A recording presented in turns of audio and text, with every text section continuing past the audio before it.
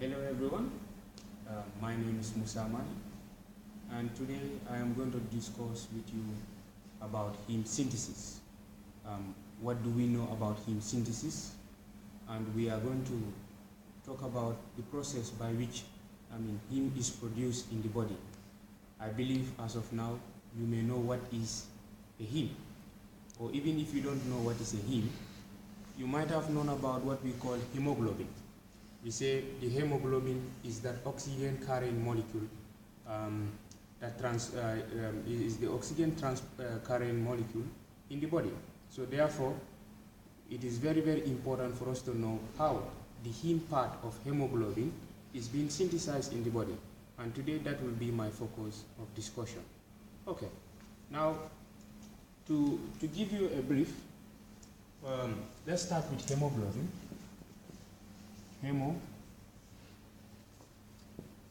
Let's start with hemoglobin. Hemoglobin, as the name suggests here, we can divide it into two.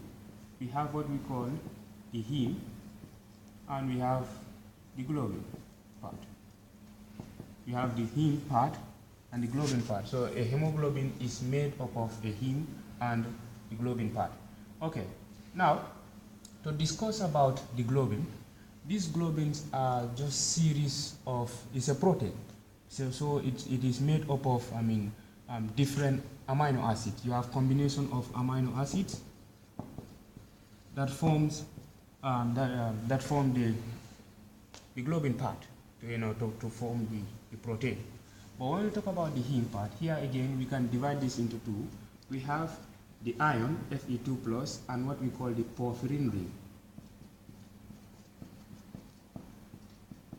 The porphyrin ring. So which means today, as we said that our discussion will be heme synthesis, it is about the formation of the porphyrin ring, and later on we will see the ion inserting itself within the porphyrin ring, and that's where heme is produced. So I repeat myself, a heme is completely produced when ion is joined, or when ion combines with the porphyrin ring. So we will talk about what this porphyrin ring later on. Okay, so like I have said, my topic here is heme synthesis, how heme is produced. So today I'm not going to talk about this globin, how the globin part, that is the protein, how it is being formed. So that will not be my focus. Today the focus is heme. So is heme synthesis, how heme is produced. Heme synthesis.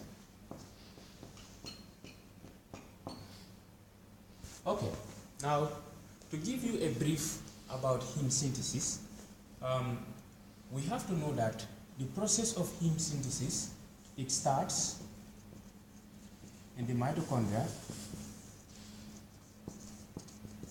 and it ends in the mitochondria. But to make myself clear here, during heme synthesis, we said it is going to start in the mitochondria, but along the process there is a certain moment where the process have to continue, that is the production of heme synthesis have to continue in the cytosol. But later on, it will finally go back to the mitochondria, and that's where heme is produced. That's where heme synthesis ends. Okay, we have discussed about that. It starts in the mitochondria, then it moves to the cytosol, and finally goes back to the mitochondria. Again, you also have to know that during this heme synthesis, enzymes are the ones that are facilitating the production of one substance, or the transformation of one substance to another. That is, within the process of heme synthesis, we have enzymes that are facilitating this. So if those enzymes are not available, the process of heme synthesis may not be able to take place, or may take place in a very slow rate. So therefore, these enzymes are the ones that are facilitating the heme synthesis, the production of heme synthesis, and you'll be seeing different names of enzymes that we'll be discussing here. Okay, now how do we start heme synthesis? Okay, in the mitochondria, first we'll have what we call the succinate CoA that will react with glycine. And if succinyl-CoA reacts with glycine, we are going to produce what we call aminol evolunic acid. Aminol evolunic acid. So if a succinyl-CoA reacts with glycine, will produce aminol evolunic acid. Okay. Now the enzyme that facilitates the production of aminol evolunic acid from the combination of succinyl-CoA and glycine, we can suggest it is what? Aminol evolunic acid. Aminol evolunic acid synthase. Synthase means to produce, to synthesize. So this is going to produce the aminol evolunic acid. Okay. Okay. In some books, they just write this aminol evolunic acid synthase in the shortened form, ALA synthase. Okay. It's going to have what we call the ALA synthase. All right. Now, still we are in the mitochondria. Then, after the production of aminol evolunic acid in the mitochondria, this aminol evolunic acid will leave the mitochondria and go in, and it goes into the cytosol. Because I told you that heme synthesis, it will start in the mitochondria, goes into the cytosol, and then finally ends in the mitochondria. So this aminol evolunic acid that is produced, it will leave the mitochondria and it goes into the cytosol. And when it is in the cytosol, it is going to combine with another aminol evolunic acid. Okay, it is going to combine with another aminol evolunic acid. And as it combines with another aminol evolunic acid, we are going to produce what we call the porphobilinogen. The porphobilinogen. The porphobilinogen. We are going to produce a substance called porphobilinogen. When two aminol evolunic acid combines in the cytosol, we are going to produce the porphobilinogen. So what is the enzyme, or the name of the enzyme that facilitates this is called, since porphobilinogen is produced, we can say porphobilinogen synthase. Remember, I told you what synthase means, the production. Okay? So we can say porphobilinogen. Alright, now I have to make mention that this porphobilinogen synthase, it also has another name. It has another name, and that is what we call aminol evolunic acid. Aminol evolunic acid dehydrase. Aminol evolunic acid dehydrase. Okay, the aminol evolunic acid dehydrase. Again, some people will call it ALA dehydrase, or some will say ALA dehydratase. It's all the same. So it's the name is the same enzyme, but people decide to give it different names. So where you see aminol evolunic acid dehydrase or porphobilinogen synthase is still the same enzyme. It's still the same enzyme. So it is the enzyme that will make sure that will facilitate the production of porphobilinogen when two aminol evolunic acids in the cytosol combines. Okay, now when we have this porphobilinogen, the porphobilinogen is now going to produce another substance called the hydroxymethyl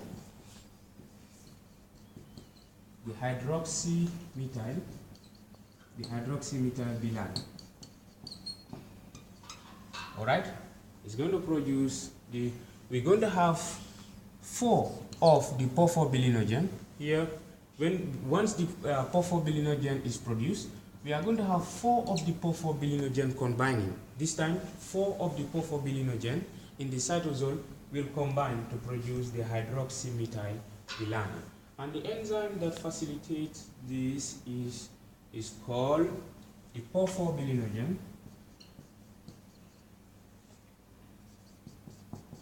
The porphobilinogen deaminase. porphobilinogen deaminase. That is like elements of amino group is being removed from the porphobilinogen, and that's what formates what? The hydroxymethyl-bilane. Alright, now when we have this hydroxymethyl-bilane, it is now going to produce what we call the uroporphyrinogen. The uroporphyrinogen 3 is going to produce what we call the uroporphyrinogen 3. Okay, the enzyme that will facilitate this is since uroporphyrinogen 3 is produced, we can say uroporphyrinogen 3 synthase. Uroporphyrinogen 3 synthase. Okay, uroporphyrinogen 3 synthase. Now, when you have this uroporphyrinogen 3, it is now going to produce what we call the coproporphyrinogen. The coproporphyrinogen 3. Alright, and here the enzyme that is going to facilitate this is called the uroporphyrinogen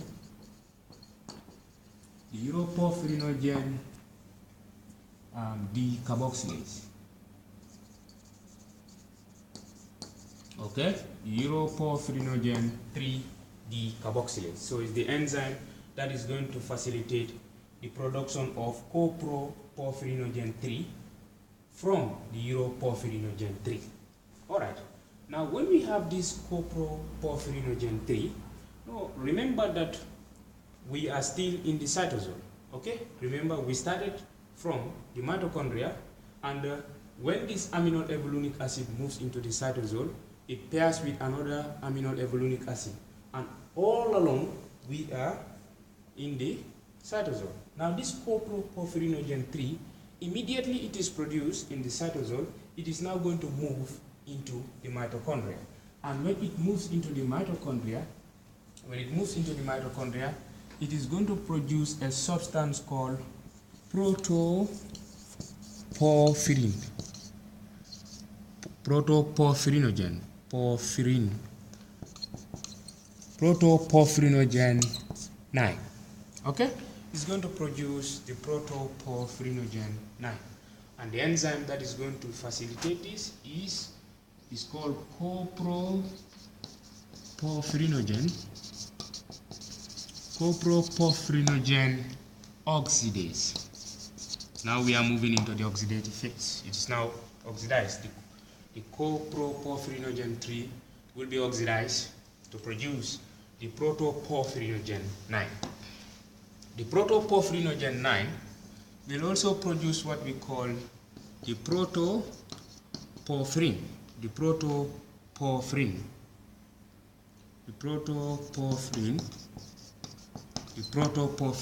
9. So the enzyme that is going to facilitate this is called the protoporphyrinogen oxidase. Protoporphyrinogen oxidase. Remember, this one is what? Protoporphyrinogen, but this one is just protoporphyrin. So know the difference. Alright. And the enzyme that is facilitating, the transformation from protoporphyrinogen 9 to protoporphyrin 9 is protoporphyrinogen oxidase. Now, after the production of this protoporphyrinogen, here iron is now going to be added into the pyrrole ring, and between the 4 pyrrole rings, iron is now going to be added into the 4 pyrrole rings to produce what we call the heme, and this is the end of heme synthesis when heme is produced. I told you. Alright, and the enzyme that is going to facilitate this, you can suggest, is called ferrochelatase. Ferrochelatase. I write it here. Ferrochelatase. Ferrochelatase. It's called ferrochelatase. Okay? It's called ferrochelatase.